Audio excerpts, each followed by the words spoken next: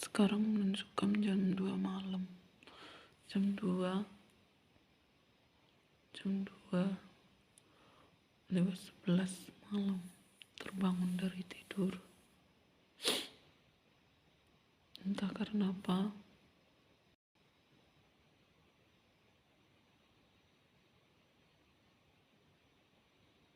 Terbangun. Langsung air mata. Hari ini tepat menuju tanggal 2 November 2024. Nggak tahu lah ya. Nggak ada keinginan untuk bercerita, tapi hidup sendiri itu nggak enak. Nggak ada teman bercerita.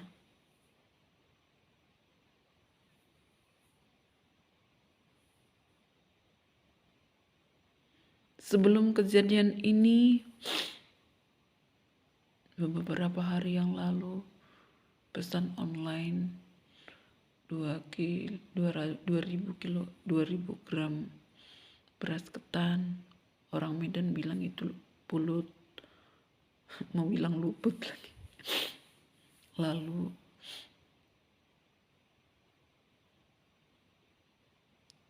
pakaian dalam wanita, G-string. Lucunya sih sebenarnya udah tahu kalau pesan online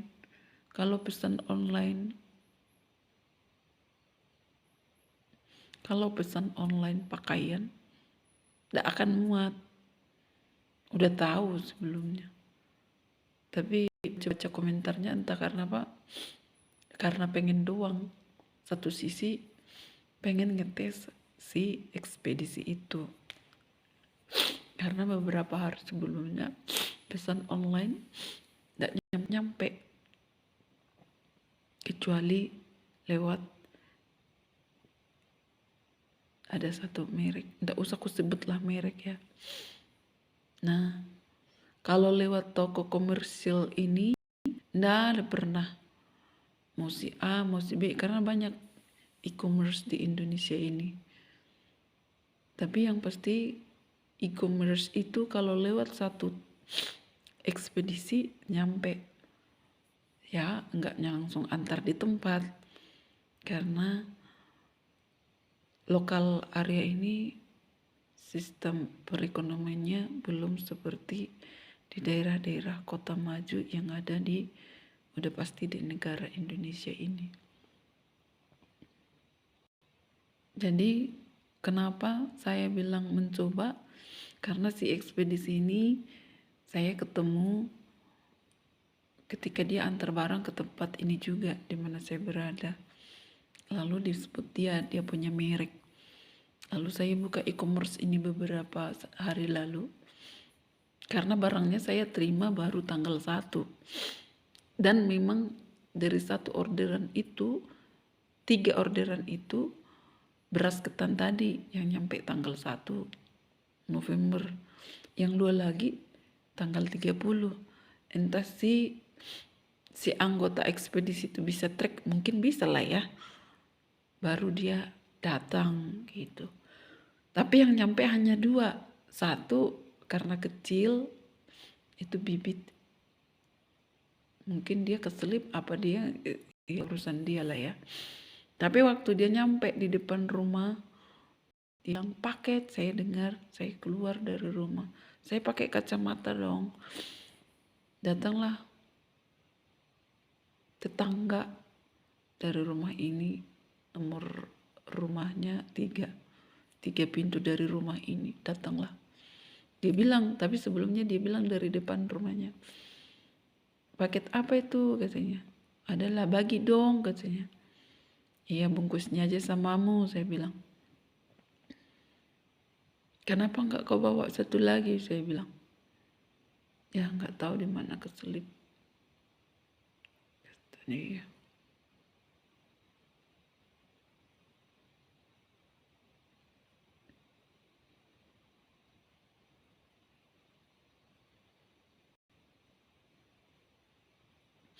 Jadi ya begitulah.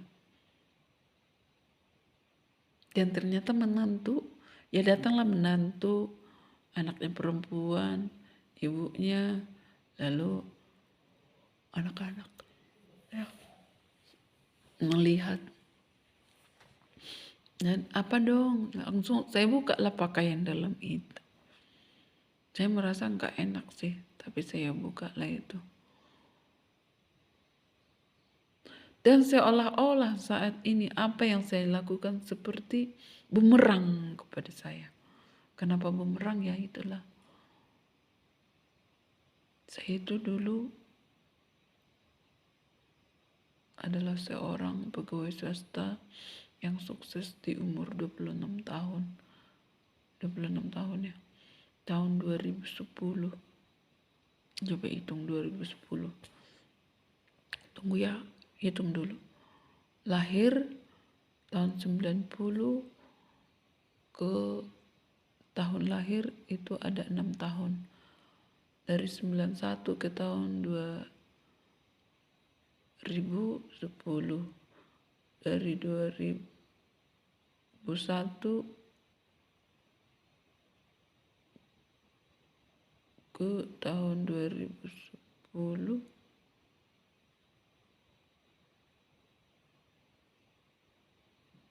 Iya. 2010 dikurang. Ya umur 26 tahun. Udah menjabat menjadi sebagai direktur. Ya bagus lah. Dan diberi oleh orang India berwarga negara Malaysia tinggal di Indonesia. Bapak ini udah punya posisi yang baik untuk sebuah bisnis negarawan lah ya, untuk benua Asia. Bisnis jiwa di benua Asia untuk benua Eropa. Jadi bisnis orang Eropa sebenarnya. Tapi sukses dia membangun bisnis itu di Asia. Dan dia pemimpinnya di Asia.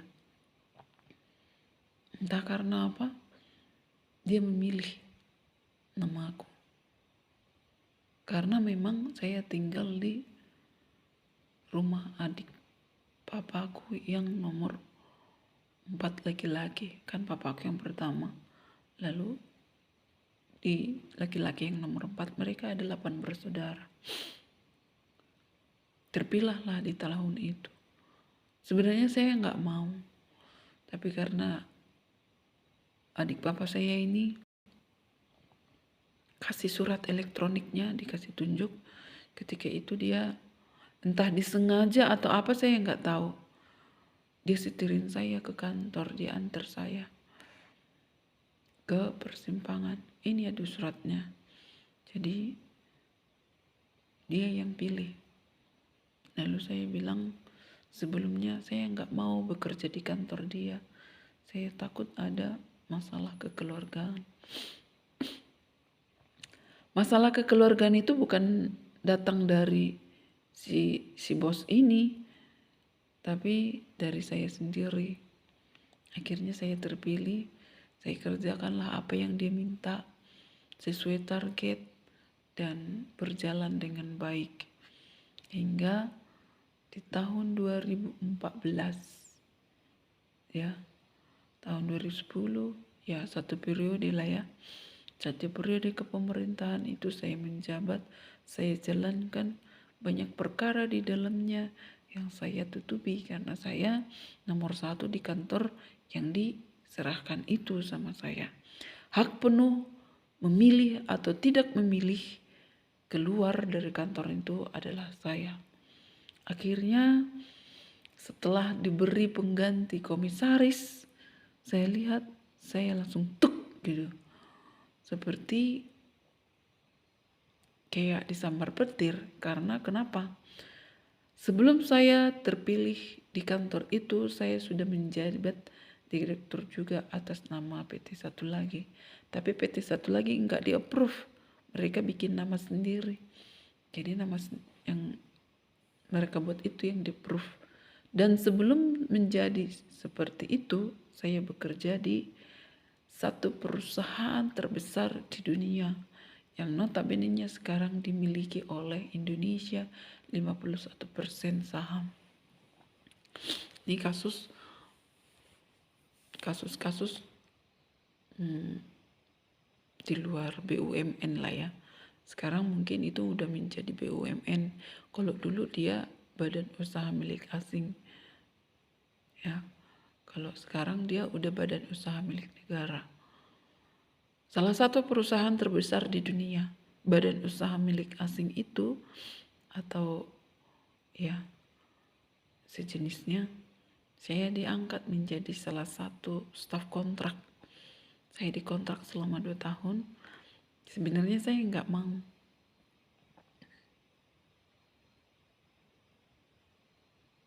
Untuk bekerja di perusahaan itu. Yang mana adik papa saya yang nomor 3 bekerja di sana sebagai finance. Jadi saya kurang mengerti, saya kurang paham, tapi mungkin itu sebuah nilai yang baik untuk mereka. Ketika disodorkan bekerja di perusahaan tempat adik papa saya yang nomor 3, saya bilang, saya nggak mau, saya ingin pulang kampung. Mereka bilang, untuk apa? Terima, bekerjalah di sana. Akhirnya saya diterima. Setelah 1 bulan penuh proses, saya diterima bekerja di sana. Saya lewat psikotes, tertulis dengan tidak tertulis, lewat pemeriksaan kesehatan, dan memang secara tertulis saya masih belum kawin. Secara lisan saya sudah punya kasus tersendiri dengan laki-laki. Dan ya memang itu keadaannya. Dan memang itu saat ini terbangun dari tidur, ya inilah terbersit bikin video ini.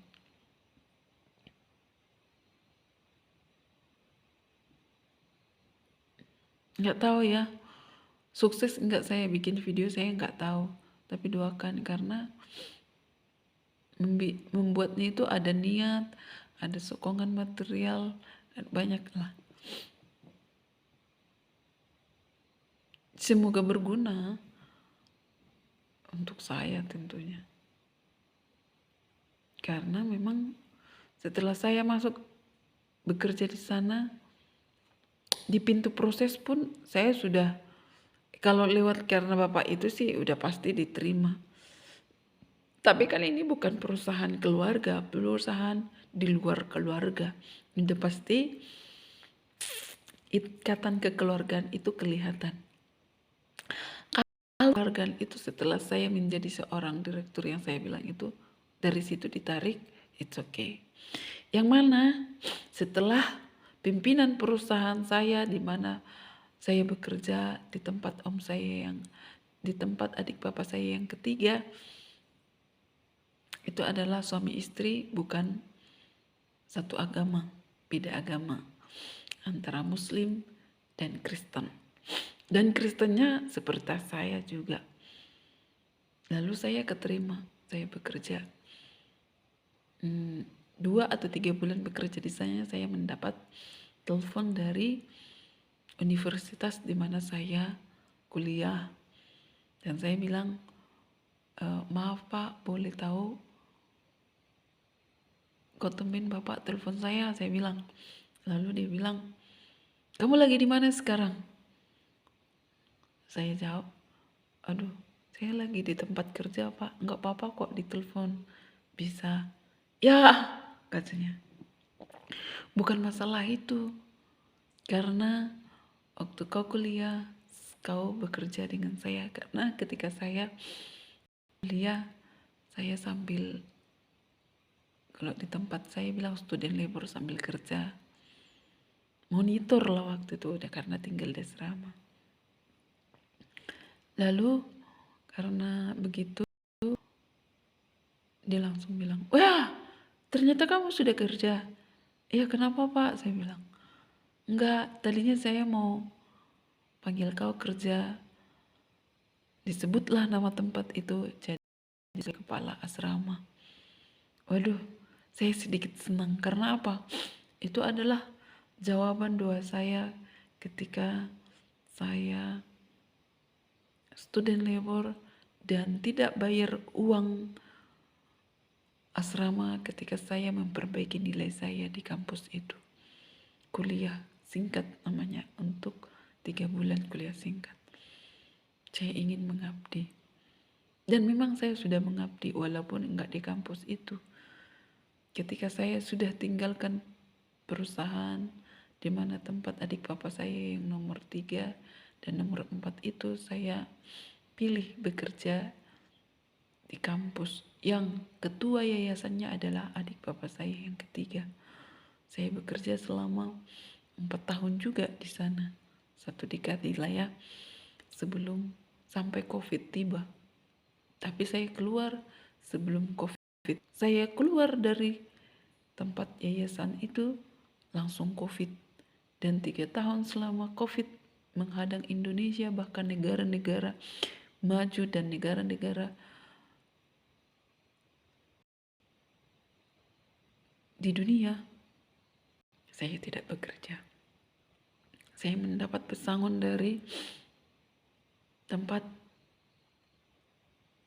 adik bapak saya yang ketiga, yaitu badan usaha milik asing itu, dapat uang perpisahan sebanyak 2 juta. Saya belikan emas putih. Ketika saya habis uang, saya jual. Dari yayasan itu saya dapat uang 30 juta ya. Dan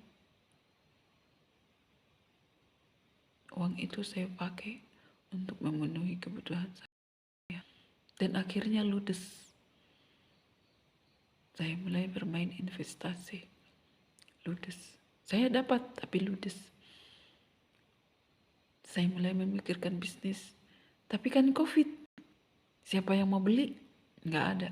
Akhirnya saya pakai kehidupan sehari-hari. Dari situ saya punya jam sostek. Saya klaim. Bisnis nggak kebangun. Tapi investasi saya ambruk. Saya ambruk sekitar 60 juta di investasi. Bahkan uang yang saya dapat dari adik bapak saya yang ketiga 20 juta ambruk juga. 80 juta ambruk. Uang yang saya punya semakin ambruk. Alkitab katakan mencuri 1.000 rupiah dengan overmore 1.000 rupiah sama dosanya. Judulnya sama-sama pencuri. Dalam kotasi saat ini, curhatan pagi subuh ini, jika saya disebut seorang thief,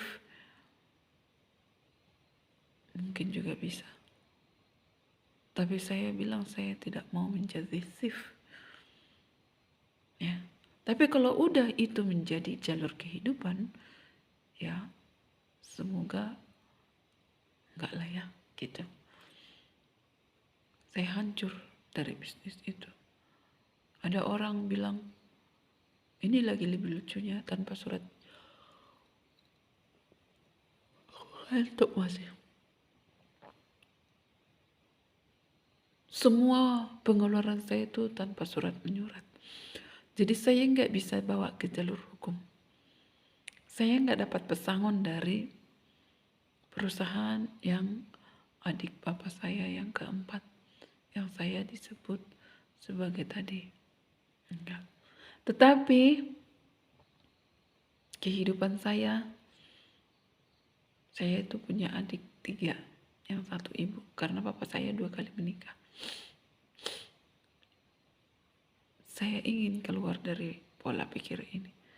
Tadinya saya mau cerita sama adik saya yang di bawah saya, tapi kami gak ada komunikasi, adanya berantem terus, pengen adu jotos.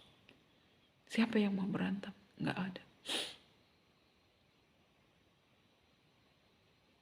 Kalau di dunia ini dibilang ada gunanya, guna-guna, ya adalah ya, mendatang kebaikan dan keburukan. Jika dikasih makan, kebaikan. Jika tidak dikasih makan, ya keburukanlah yang datang. Dari dulu saya melawan, tapi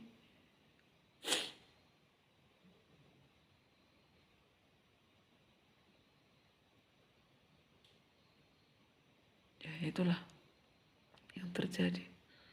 Kalau saya nggak ikut, katanya saya nggak menurut sama orang tua.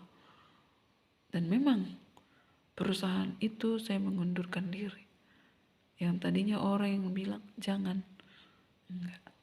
Karena apa? Orang yang datang ke kantor itu tanpa sepengetahuan saya. Jadi seperti penyelinap gitu. Jadi karena sesama-sama kita sesuka hatinya gitu. Beberapa kali saya mengirim uang ke bapak itu atas nama pribadi. Tapi atas nama saya pribadi juga saya bikin itu biaya lain-lain.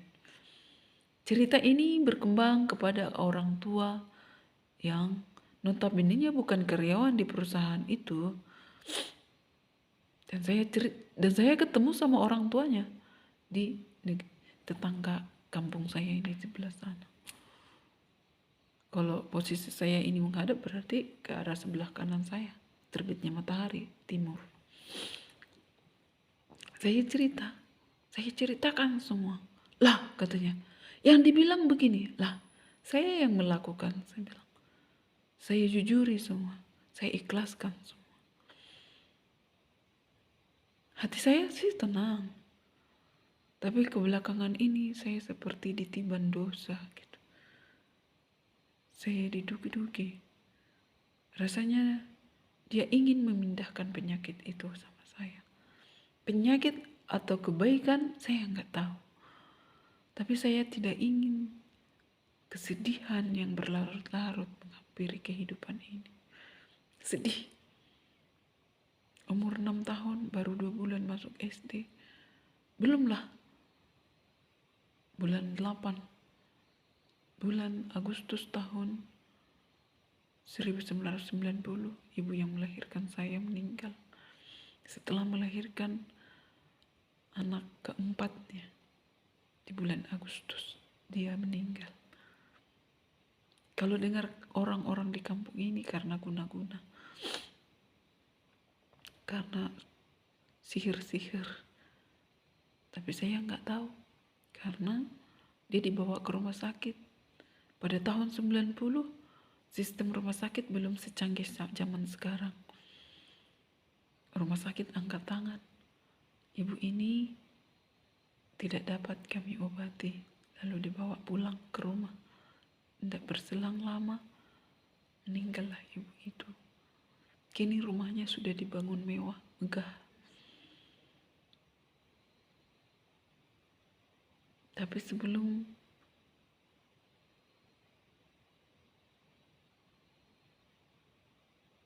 dia meninggal, dia sudah mendirikan rumah. Tapi kini, setelah rumah itu berdiri, saya ingin melupakan dia. Pengen melupakan rumah itu karena apa? Tidak ada gunanya. Karena saya sudah dicap perebut harta. Tahun 90. Rumah itu dibangun tanpa dapur. Dan yang punya rumah ini, di mana saya duduk saat ini, dengan bangga menyebut saya yang bangun dapurnya. Secara material, saya tunduk karena apa? Saya tidak punya apa-apa. Saya sekolah pun sampai kuliah dari tangannya. Yang dulu, papa saya menjabat sebagai kepala desa di kampung ini. Dan melimpahkan semua keburukannya sama saya. Uang 350 juta. Setelah saya benarkan mereka yang menyekolahkan saya, adik bapak saya yang menyekolahkan saya seperti ada kehilangan beban gitu.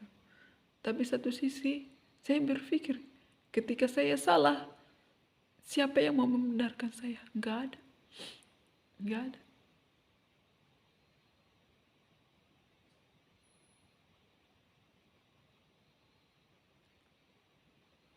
Ketika laki-laki itu menyatakan ingin menyandang, enggak, saya ingin dinikahi dengan aib yang ada. Enggak tercapai. Justru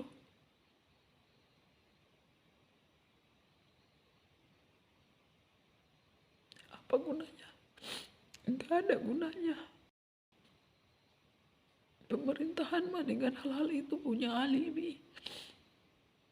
Justru dia mendoakan saya untuk tidak menikah. Dia yang menghalangi saya. Oh iya,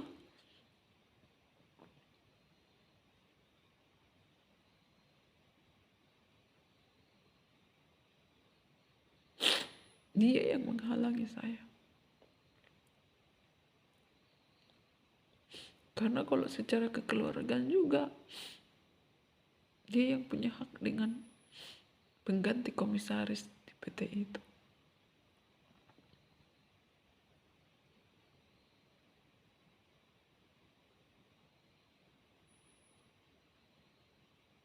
Seperti halnya secara TikTok, ya ada ya, saya menonton.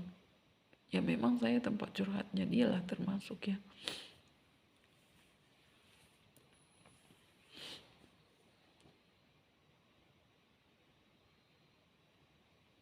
Dobanan rupanya aku, Bang.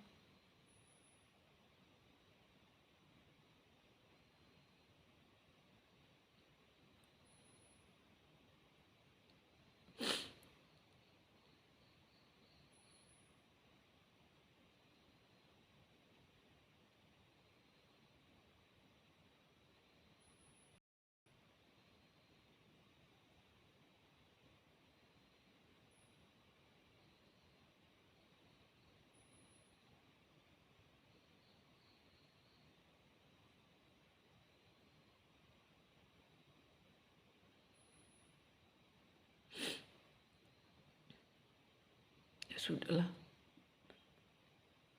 ya itu.